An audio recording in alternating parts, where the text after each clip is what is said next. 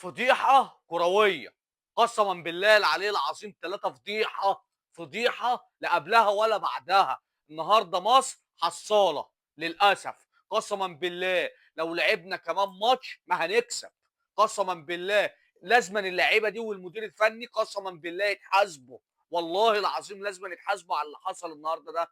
النهارده في 8 لعيبة من الأردن ما بيلعبوش اللي هم الأساسيين، نعمل لك إيه تاني؟ نجيب لك عيال صغيرة تلاعبهم؟ انا عايز افهم حاجه. كوره مفيش كوره، اداء مفيش اداء، اللعيبه بتلعب لعب عشوائي، بتلعب لعب مفيش اصلا كوره، اللعيبه عماله تضرب في بعض. ضربه الجزاء الاخيره ياسين مرعي مش قادر يوصل للاعب، اول ما جه عنده راح ضربه.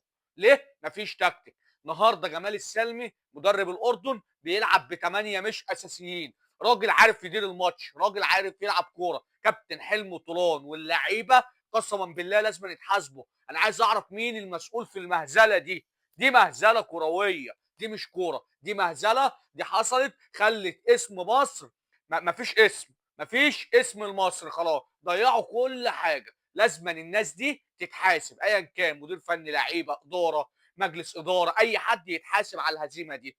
شكرا.